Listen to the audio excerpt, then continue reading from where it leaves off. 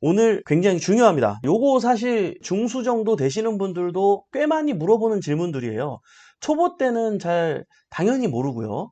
예, 중수이신데도 잘 몰라서 많이 물어보는데, 야, 이 사건 또 한 분이 당했습니다. 당했어요. 당했세가 아니고 당했어요. 그쵸? 오늘 당했세 라인 많이 나오네. 그쵸? 자, 어쨌든, 실제로 이게 이제 물건 번호가 여러 개가 나왔는데, 그 중에 한 물건은 저희 회원님이 또 준비하고 있는 물건이라서 제가 사건 번호는 공개를 못 하겠습니다. 근데 자료 화면만 제가 좀 캡처를 했어요. 네, 그래서 여러분들이 충분히 이해할 수 있도록 오늘 설명을 드리려고 하는데 여러분들 반드시 오늘 이 영상 끝까지 보시기 바랍니다. 요것 때문에 미납하는 경우가 의외로 많아요. 의외로 많아요. 저도 많이 보기 때문에 여러분들 반드시 끝까지 보시기 바라고요. 자료만 함께 보시면서 말씀 나누도록 하겠습니다. 잠시만요.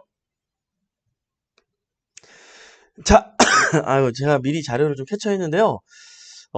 사건 번호는 공개를 못 하겠고, 요런 물건인데, 어, 자, 이게 물건이 이제 여러 개가 있습니다. 여러 개가 있는데, 그 중에 요 물건은 이번에 낙찰이 됐더라고요. 예, 예, 낙찰이 됐는데, 이게 이제, 그 뭐죠? 우리 회원님은 다른 거를 준비하고 있어요. 다른 거를 준비하고 있어요. 예, 그런 상황인데, 이게 그거나 다른 거나 이거나 같은 소유주의 주인이잖아요. 그러면 근저당권 설정이나 압류 설정이 다 같은 거겠죠. 이해되시죠? 근데 이분의 자산이 여러 개가 있다 보니까 이거를 물건 번호 1번, 2번, 3번, 4번 이렇게 따로따로 매기면서 따로따로 낙찰이 될 수 있도록 독립적으로 그렇게 해가지고 낙찰이 되면 그 낙찰받은 돈을 받아가지고 그대로 억울한 채권자들한테 배당 순서에 의해서 배당을 해주는 게 일반적이죠. 근데요, 요 사건은 저희 회원님 이제 들어갈 물건은 아닌데 어쨌든 예, 요 분이 이제 미납을 할 수밖에 없는 상황이라서 예, 요거에 대해서 설명을 좀 드리려고 그래요. 야, 여기 이제 2억 5천에 낙찰을 받았거든요. 예? 근데 언뜻 보기에는 문제가 없어. 언뜻 보기에는 문제가 없는데 왜 문제가 없냐면 일반적으로 2억 5천 정도의 자, 이걸 보여줄게요.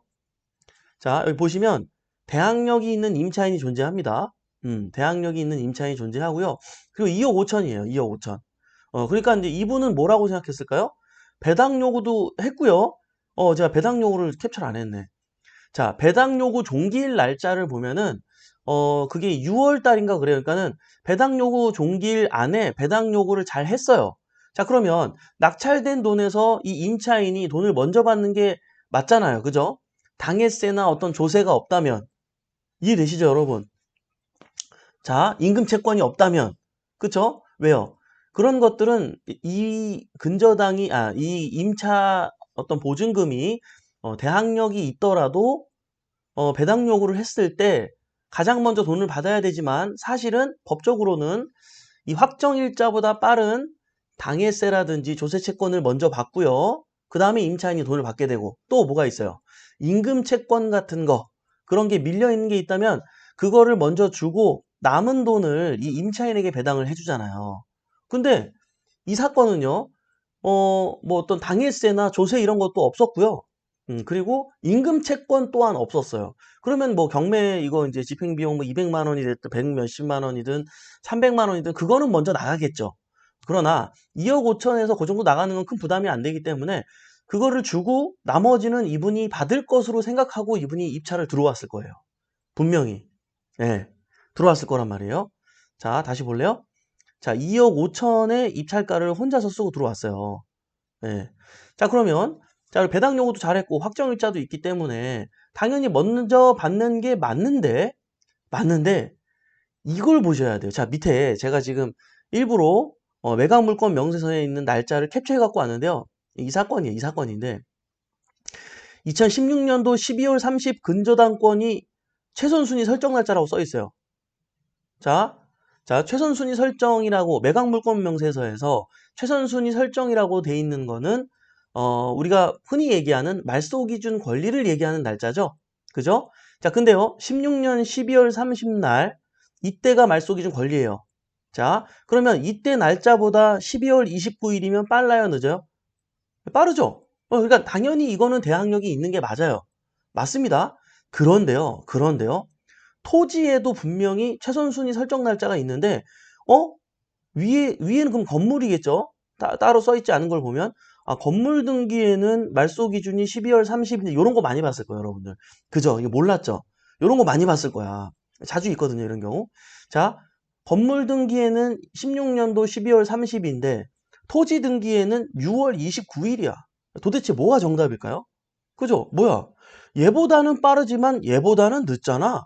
같은 연도지만 전입 날짜 기준으로 우리가 말소 기준 대항력이 있다 없다를 판단하기 때문에 요럴 때는 어떻게 되는 거지? 여러분도 좀 궁금하지 않나요?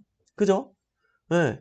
근데 이제 매각 물건 명세서를 잘 자세히 이런 걸 봐야 되는데 당연히 맞겠지 생각하고 경매정보지에는 이 건물 등기에 대한 근저당 자료만 있다 보니까 그냥 딱 흘려보고 문제 없네? 다 받아가네? 당일세도 없네? 조세 없네? 그리고 이제 입찰 들어온 것 같아요.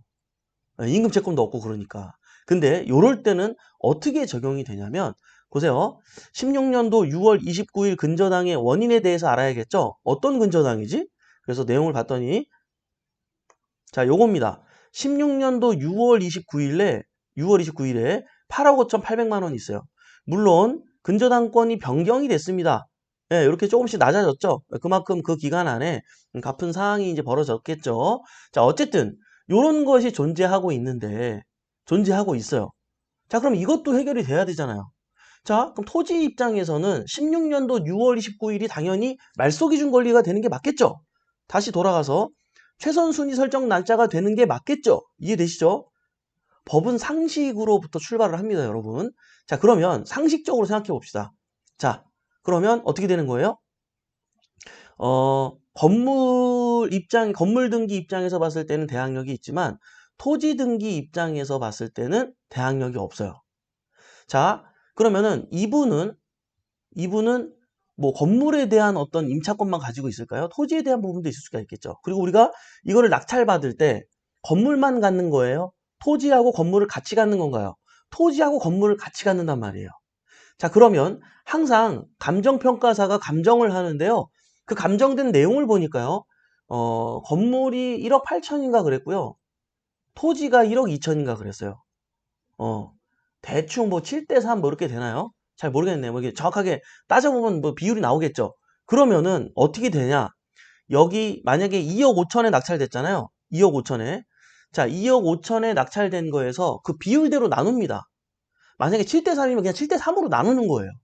그래서 자, 다시 넘어가서 자, 그러면 이 부분에 대해서 대항력이 있는 거는 건물분에 대한 건 대항력이 있잖아요. 근데 건물분에 대한 건 7이었잖아요. 7. 그죠? 그럼 7만큼은 먼저 가져가는 거예요. 건물분의 가격보다는 예, 대항력이 있기 때문에. 자, 그러나 토지에 대한 거는 어때요? 대항력이 없기 때문에 당연히 억울한 근저당권자가 돈을 먼저 받고 남는 돈을 받겠죠. 그죠? 자, 이해되시나요? 근데 거의 임차금이나 2억 5천, 낙찰금이나 2억 5천 동일하기 때문에 그냥 뭐 n분의 1로 비슷하게 가져갈 거예요. 그러니까 7 대충 계산해 볼까요? 정확하진 않지만 그러면 얼마야 이게? 7, 24, 5, 7, 35, 1억 7,500이네. 자, 1억 7,500이란 말이에요. 자, 그러면 이분은 1억 7,500은 먼저 받는 게 맞고요. 나머지 토지에 대한 거는 못 받겠죠, 10원도. 그 아까 억울한 임차인이 한 뭐 8억 써 있었는데 실질적으로 한 6억 정도 하겠지 뭐. 어쨌든 자, 나머지 돈은 그 은행이 가져가잖아요. 토지 그 말소 기준 권리자가. 그러면 10원도 못 받았기 때문에 1억 아까 1억 7,500이라고 그랬잖아요. 그럼 나머지 돈이 얼마죠? 7,500이네요. 그죠? 7,500만 원은 낙찰자가 어떻게 되는 거예요? 나중에 낙찰받고 못 받은 7,500을 이 사람한테 줘야 되는 거예요. 돌려줘야 되는 거예요. 대항력이 있기 때문에. 대항력이 없으면 이런 걸 계산도 안 해도 되고 신경도 안 써도 되지만 대항력이 있는데 말소 기준 권리가 이렇게 다른 날짜로서 건물 따로 토지 따로 있을 때에는 여러분들이 이렇게 해석을 해야 된다는 거예요. 이해되시죠? 이거 경매 여러분들 권리 분석할 때 굉장히 중요한 거예요. 굉장히 중요한 거예요. 그러니까 최대한 제가 천천히 우리 초보자분들도 쉽게 이해할 수 있게 좀 설명한다고 했는데 잘 모르겠으면은 제가 이제 그 베프 이멘토라고 그 블로그를 또 운영하고 있습니다. 밑에 여기 댓글란에다가 또 주소 URL 올려놓을 테니까 거기에 가서 보시면 제가 지금 얘기한 이 계산법에 대해서 자세하게 기술을 이론으로 정리를 해놨어요. 예. 이제 오늘 이제 방송 찍었으니까 내일 아침에는 올라가 있을 거예요. 내일 아침에는 늦어도. 자, 그러면은 그렇게 해서 여러분들이 그 내용을 초보자분 잘 모르겠다. 그러면은 그 블로그에 있는 내용을 보십시오. 그러면 상세하게 이해가 될 거니까요. 요거 저희 회원님이 이제 입찰을 들어가는 물건이어서 다른 번호를 자세하게 사건 번호까지는 얘기를 못 했는데 요거 가끔씩 말소 기준 권리가 이렇게 두 개가 나와가지고 날짜가 다른 경우 이런 경우 있거든요. 뭐 대항력이 있는 임차인이 없다면 상관이 없는데 대항력이 있는 임차인이 이렇게 있을 때에는 또 이게 사이에 이렇게 또 전입일자가 걸려 있을 때에는 이 배당되는 이 부분이 굉장히 중요하기 때문에 여러분들이 주의하셔야 됩니다. 자, 이분 이거 미납이거든요. 그러면 이제 어떻게 되는 거예요? 아까 보증금이 얼마였어? 2,480만 원을 그냥 날리는 거예요. 2,480만 원을 날린 거예요. 이 한 번의 실수로. 그죠? 예. 그러니까 여러분 차라리 이렇게 실수해서 큰돈 날리느니 차라리 가까운 여러분들이 교육기관에 교육을 좀 받으면서 적을 두고 평생 상담을 이렇게 하면서 여러분들이 하는 게 훨씬, 아니 이게 버는 것도 중요한데 잃지 않는 투자를 할 수 있는 것도 굉장히 중요한 재테크잖아요. 그죠? 여러분 경각심을 가지고 이런 것도 있구나.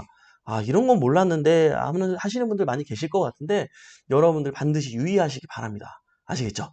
네, 오늘 임팩트 있게 멘트 쪽집게 가해 이렇게 오늘 마무리하도록 하겠습니다. 네, 강진희님 정말 중요한 내용이네요. 몰랐어요. 매각 문건 명세서 등기 내용을 잘 확인해야겠네요. 내용 감사합니다. 정확하게 포인트 찾으셨어요, 강진희님. 제이슨보님, 그런데 물건 번호가 여러 개 있는 사건은 모든 사건이 다 낙찰된 후에 배당이 되지 않나요? 좋은 질문이에요. 자, 물건 번호가 1번부터 막 5번까지 있고 어떨 때는 막 몇십 번까지 있고 막 이러잖아요. 이럴 때는 어떻게 되냐면 그 판사 담임 법관 재량 하에 한 건씩 정리를 하기도 하고요. 다 끝나야지 정리를 하는 경우, 이 두 가지의 경우가 있어요. 근데 보통은 다 끝나야지 합니다. 왜냐하면 계산법이 복잡하기 때문에 실수 안 하려고. 근데 이게 너무 늦어질 것 같고 이러면 담임법관 재량하에 그냥 한 건 한 건 처리 전 경우들도 많이 봤어요. 그래서 여러분들이 이럴 수도 있고 저럴 수도 있겠구나라는 걸 아셔야 되는데, 이 사건 같은 경우는 이분이 배당을 받게 되잖아요, 어차피. 그죠? 배당 요구를 했기 때문에. 그럼 이 사건은 이 모든 게 종결이 돼야지 배당을 받겠구나라는 걸 알고 감안하고 우리 낙찰자가 준비를 해야 되겠죠. 그죠? 예. 근데 이제 그렇지 않은 경우도 있어요. 않은 경우도 있기 때문에 또 다른 방법도 있긴 한데 여러분들이 미리 선지급을 하는 거예요. 예. 안 그러면 왜냐면 1년이 걸려도 안 끝날 것 같아. 그러면 여러분이 자금력이 있으면 미리 선지급을 하고 내가 구상금 청구 개념으로 하셔가지고 법원으로부터 나중에 배당을 받을 때 여러분이 받는 또 이런 방법이 있습니다. 하여간 여러 가지가 있는데 그럴 때는 이 모든 걸 감안하고 들어가셔야 돼요. 네. 행복한 여행자님, 애구 확인 또 확인해야겠습니다. 탱크님, 쪽집게 가야 감사합니다. 별님, 정말 다행이에요. 멘트님들이 계셔서 항상 감사드려요. 그러니까 항상 물어보고 하라고. 사고치고 물어보지 마시고 물어보고 들어가요. 가끔 막 그냥 들어갔다가 어머 멘토님 어떡해요. 제가 이거 확인 못 해가지고 이거 어떻게 해야 될까? 이렇게 사고치고 저기 하지 말고 물어보고 들어가셔야겠죠. 자, 네. 영미님, 경매사냥꾼님 먼저 인사 주셔서 감사하대요. 활기찬 월요일 보내시래요. 아름답습니다. 태희 언니 안녕하네요. 쭈아님께서 아름답습니다. 그렇죠? 예, 점검받고 입찰하자. 사고치는 하지 말자. 갑파 올림 그죠? 신유롱님 아는 길도 물어보자. 그러니까 맞는 말이에요. 그래요. 또 많은 분들이 서로 간에 인사 나누셨네요. 좋습니다. 네. 실제로는 3억 5천 물건이었어요. 그러니까요. 여러분 주의하셔야 돼요. 자, 지지난주 제가 질문 드렸던 건이네요. 그래요? 그랬었나요? 자, 네. 영 하나 더 쓴 것도 있더라고요. 그러니까 영 하나 더 쓰고 그러면 여러분 영 하나 더 쓰는 거 있죠? 입찰할 때. 나는 안 그럴 것 같죠? 나는 안 그럴 것 같죠, 여러분? 의외로 사람들이 이게 원숭이도 나무에서 떨어진다고 뭐가 이렇게 홀린 듯이 이렇게 가끔 쓰는 경우 있어요. 조심하셔야 돼요, 여러분. 우리 옛날에 여러분 빌딩 남자 형님 알죠? 예, 우리 창립 멤버 형님이시죠? 빌딩 남자 형님. 옛날에 형님이 직접 얘기했는데 나도 그때 내가 뭐가 씌었었나 봐. 나도 동그라미를 하나 더 썼어.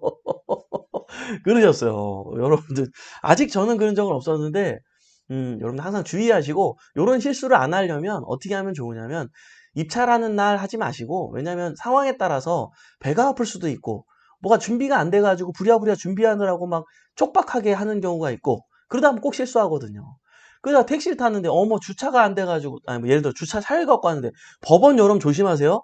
주차가 어렵습니다 법원에. 너무 많은 사람들이 그 이제 그 시간대 많이 몰리다 보니까 어려울 수가 있어요.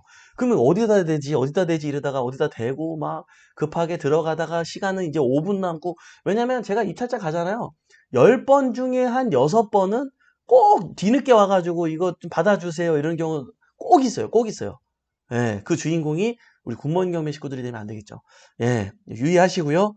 여러분들 오늘도 이렇게 좀 도움되는 방송으로 또 하루 출발할 수 있었으면 좋겠습니다. 오늘도 이렇게 유한한 인생에서 소중한 시간을 함께 해주신 여러분 대단히 감사합니다. 매일 아침 행복한 부자가 되고 싶다면 굿모닝 경매 함께 하시죠. 저는 또 내일 아침에 활기찬 모습으로 찾아뵙도록 하겠습니다. 지금까지 백복션의 이성재 매트였습니다. 우리 같이 잘 됩시다. 화이팅!